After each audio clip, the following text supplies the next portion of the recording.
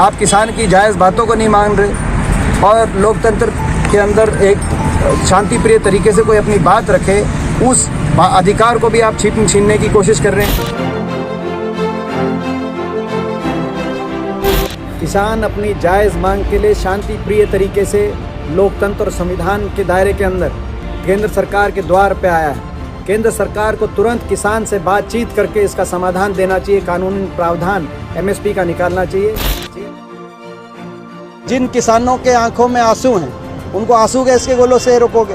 दिल्ली में स्टेडियमों को आप जो है जेल में तो बदल रहे हैं, बदलने की बात कह के किसान को रोकने की बात कर रहे हैं। इस देश में कोई ऐसी जेल नहीं बनी जो देश के किसान को जिसमें रोका जा सके। मैं बहादुरगढ़ वासियों से कहना चाहता हूँ कि अपने घरों को खोलने का काम करें। ये हमारे सारे भाई हैं, हमारे बड़े प्रदेश से आए हैं। हरियाणा पंजाब एक है, बहुत से किसान पंजाब से आए हैं, वो हमारा बड़ा भाई प्रदेश है, तो उनको ऐसा लगे कि उनके घर में है। I have been a long standing member of the agriculture standing committee and it's as per tradition of the agriculture standing committee, all the farmer unions are called for any agriculture related bill to give their opinions, and they are heard, agricultural experts are heard, and then the bill is fine tuned. And usually in agriculture matters it is a consensus based approach which has been followed. So for a government which says that it has brought in the greatest reforms in agriculture, why those reforms were brought in as a matter of passing an ordinance during the COVID? जब हमारी सरकार थी Congress party की, हुड्डा साहब के नेतृत्व में, APMC act में उस समय हमने संशोधन लाया था और प्राइवेट कंपनियों को हरियाणा में अलाउ कर दिया था कि प्राइवेट कंपनियां खरीद करेंगी, मगर हमने साथ में कह दिया था कि पिछले साल की एमएसपी से नीचे कोई खरीद होगी तो वो उस पर पाबंदी होगी, वो बैन होगी ऐसी कोई खरीद, और उसकी पेनल्टी, बड़ी भारी पेनल्टी प्राइवेट कंपनी पर लगेगी अगर पिछले साल की एमएसपी से कोई नीचे खरीदता है।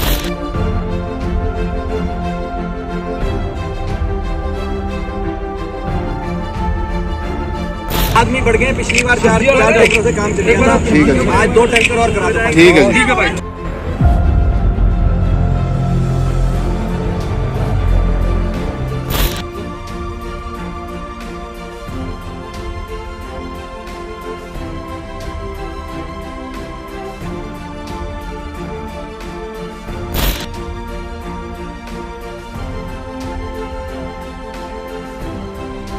बीजेपी रैली करे तो रामलीला ग्राउंड ठीक है, पर किसान वहां पे धरना देने जाए तो पहले उसको हरियाणा में हर जगह रोकने की कोशिश करो। नाके लग गए, कहीं बौछार हुई वाटर कैनन की, कहीं लाठीचार्ज हुआ पिपली के अंदर, फोर्स ऐसे लगा दी नाकों पे, उसका दिल्ली बॉर्डर रोक दिया। आज में से पत्रकार पूछ रहे थे कि जी दिल्ली बॉर्डर जो रुक गए, ट्रैफिक नहीं चल रहा, उससे असुविधा हो रही है, और मैंने उनको यही जवाब दिया, इसके लिए पूरी तरीके से केंद्र सरकार जिम्मेदार है और सबसे ज्यादा हरियाणा सरकार जिम्मेदार है। ना किसान की बात सुनना चाहते आप, ना संसद की बात सुनना चाहते, और संसद में आपके पास तो बड़ी मेजोरिटी है।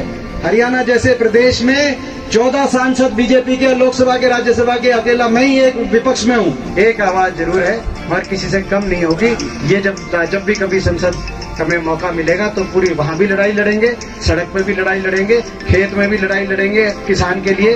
चौधरी छोटू राम ने कहा था कि भाई बोलना ले सीख और दुश्मन ने पहचान ले। चौधरी चरण सिंह जी ने भी एक बात की थी कि एक नजर अपनी खेत की ड्योली पे रखो और दूसरी नजर देश की राजनीति पे रखो। इस नए साल की शुरुआत मैंने अपने किसान भाइयों का साथ, समर्थन और सेवा की भाव से विभिन्न धरनों पे जाकर मैंने नए साल की शुरुआत करने का निर्णय लिया है।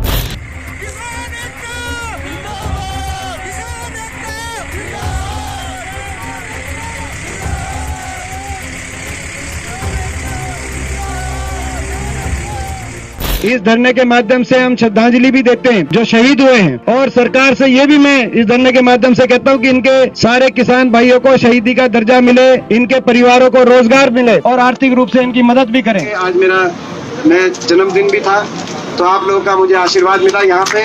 मेरे लिए आप सबका आशीर्वाद, मेरे लिए जो है किसान का, अपने किसान का, मजदूर का आशीर्वाद, यही आशीर्वाद सबसे बड़ा आशीर्वाद है। बढ़ाओ, ये जो सारे शौचालयों की सीट है इनकी साफ सफाई थोड़ी बढ़ाओ। ठीक है, सीट संख्या बल यहाँ भी बढ़ रहा है, जो लोग किसान कुर्बानी दे रहे हैं उनकी भी संख्या बढ़ रही है, निरंतर उनमें बढ़ोतरी हो रही है, मगर सरकार कोई परवाह नहीं कर रही। अगर किसान के लिए नहीं तो इंसानियत के लिए तो कम से कम अपनी प्रजा ही, हम प्रजा ही होंगे किसान सरकार की, लोगों ने ही कुर्सी पे बिठाया होगा, तो कम से कम इंसानियत के नाते सरकार को इसका आज समाधान निकालना चाहिए, 26 से पहले निकालना चाहिए। हम हाथ जोड़ के प्रार्थना करते हैं सरकार से। बड़ी खुशी के नाल ਇਹ ਗੱਲ ਕਹਿਣੀ ਚਾਹਾਂਗਾ ਕਿ ਜਦੋਂ ਡਾਕਟਰ ਮਨਮੋਹਨ ਸਿੰਘ ਦੀ ਗਵਰਨਮੈਂਟ ਸੀ ਔਰ ਸ਼੍ਰੀ ਭੁਪਿੰਦਰ ਸਿੰਘ ਹੁੱਡਾ ਦੇ ਨਾਲ ਅਸੀਂ ਵਿਗਿਆਨ ਭਵਨ ਦੇ ਵਿੱਚ ਇੱਕ ਮੀਟਿੰਗ ਵਿੱਚ ਬੈਠੇ ਸੀ, ਜਿਸ ਵੇਲੇ ਪੰਜਾਬ ਦੇ ਵਿੱਚ ਬੀਟੀ ਕਾਟਨ ਆਈ ਸੀ ਤੇ ਕੁਝ ਏਜੰਸੀਆਂ ਬੀਟੀ ਕਾਟਨ ਨੂੰ ਬੈਨ ਕਰਨਾ ਚਾਹੁੰਦੀ ਸਨ, ਪਰ ਉਸ ਵੇਲੇ ਇੱਕੋ ਇੱਕ ਨੇਤਾ ਸਰਦਾਰ ਸ਼੍ਰੀ ਭੁਪਿੰਦਰ ਸਿੰਘ ਹੁੱਡਾ ਜੀ, ਜਿਨ੍ਹਾਂ ਦੇ ਬੇਟੇ ਮੇਰੇ ਨਾਲ ਖੜੇ, ਮੈਨੂੰ ਬੜੀ ਖੁਸ਼ੀ ਹੈ ਕਿ ਉਹਨਾਂ ਨੇ ਬੀਟੀ ਕਾਟਨ ਨੂੰ ਬਚਾ ਲਿਆ ਸੀ ਤੇ ਅੱਜ ਵੀ ਬੀਟੀ ਕਾਟਨ ਪੰਜਾਬ ਦੇ ਵਿੱਚ, ਗੁਜਰਾਤ ਦੇ ਵਿੱਚ, ਹਰਿਆਣਾ ਦੇ ਵਿੱਚ ਜਿੰਦਾ, ਜਿਹਦੀ ਬਦੌਲਤ ਅਸੀਂ ਅੱਜ ਚਿੱਟੇ ਕੱਪੜੇ ਪਾਏ ਹੋਏ ਨੇ। तो मैं भुपिंदर सिंह हुड्डा जी की उस दिन की वेट कर रहा, जो भुपिंदर सिंह हुड्डा जी दोबारा चीफ मिनिस्टर बनगे, असीं इस वीर जी को मुबारक देने वास्ते हरियाणा के विच भंगड़े पाउंदे होंगे। किसान की सेवा ही भगवान की सेवा है। हमारी कोशिश है, नगर निगम सोनीपत की ये कोशिश रहेगी कि यहाँ पे इस धरने पे सिंगू बॉर्डर पे या जो है कम से कम सफाई, शौच, ये पीने के पानी की जो बेसिक सिविक एम्यूनिटीज है उनको लेके कोई समस्या ना हो। ये सारा हरियाणा आए आज भूपेंद्र हुड्डा जी आपसे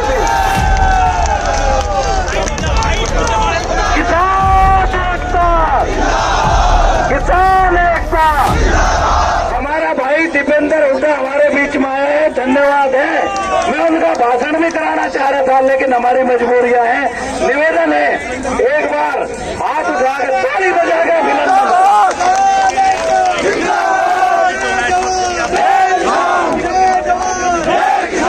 किसान आंदोलन को बदनाम करने के लिए मीडिया का एक तबका साजिशें और षड्यंत्र बड़े बड़े रचे जाने लगे।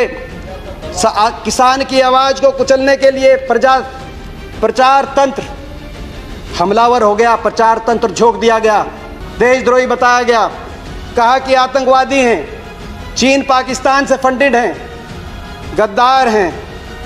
मैं पूछना चाहता हूं, जो बाप यहां बैठा है जिसको गद्दार बताया जा रहा है, देशद्रोही बताया जा रहा है, उसका बेटा चीन की सीमा पे तैनात है, अगर वो गद्दार है तो वो उसका बेटा क्या है, मैं सदन से पूछना चाहता हूं। जब ओलंपिक में और एशियाई खेलों में उस किसान का बेटा देश का झंडा ऊंचा करे, उस किसान का बेटा जब सीमाओं से तिरंगे में लिपट के शहादत देकर वापस आए, आज उस किसान को तिरंगे के ऊपर उपदेश दिए जा रहे हैं। इन नफरत के कीलों को जो उगाया है सरकार ने, नफरत की कीलों की जो खेती की है, इसकी भी कटाई किसान अपने प्यार की दराती से करना जानता है।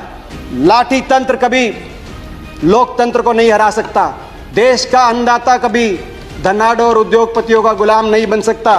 कम से कम सहानुभूति का एक वाक्य, संवेदना का एक शब्द, 300 लोगों ने जान कुर्बान किया। कभी किसी ने ऐसा आंदोलन देखा है?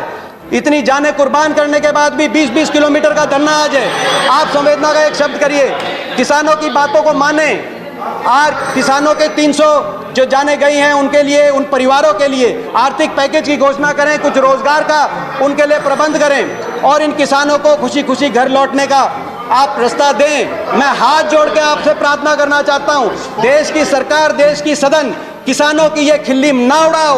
ये किसानों की खिल्ली उड़ाना आपको बहुत महंगी पड़ेगी। आज मैं कहना चाहता हूं, ये चेहरे देख रहा हूं मैं, जिस तरह से आप धन्यवाद किसान को धन्यवाद लौटने का आप मौका दें। देश का किसान आज भी अपने न्याय की लड़ाई के लिए, अपने जायज अधिकारों की लड़ाई के लिए देता है। सबसे पहले आज हम देश के उस किसान को नमन करते हैं, देश के किसान को प्रणाम करते हैं और ये एक बार हम सब शामिल होकर कहते हैं कि शारीरिक रूप से यहाँ मगर हमारा दिल देश के किसान के साथ।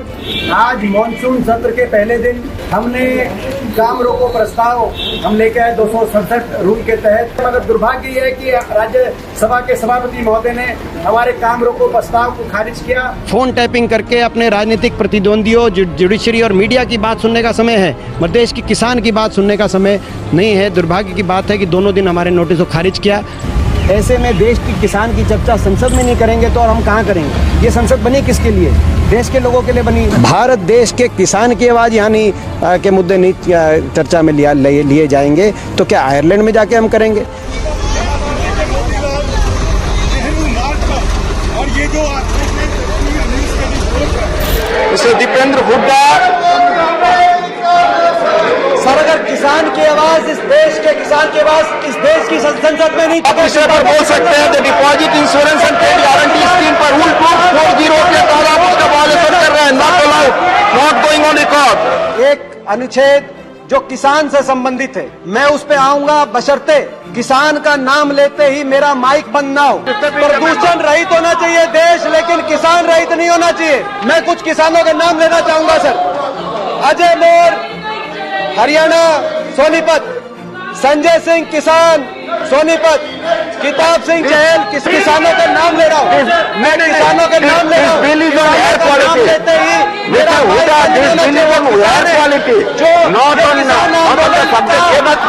आंदोलन की भी मांग है ये एनसीआर से।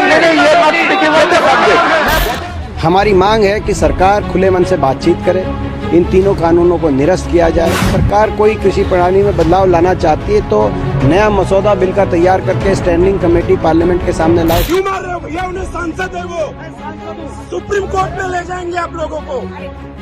ये क्या तरीका, आप सांसद के साथ ये बिहेव करोगे? ये देश उस मंत्री के लड़के का है जिसने कुचला इन किसानों को, तो ये देश किसानों का भी है। एक तरफ तो कुचलने वाले खड़े हैं जिन्होंने कुचला, दूसरी तरफ वो खड़े हैं जो कुचले गए।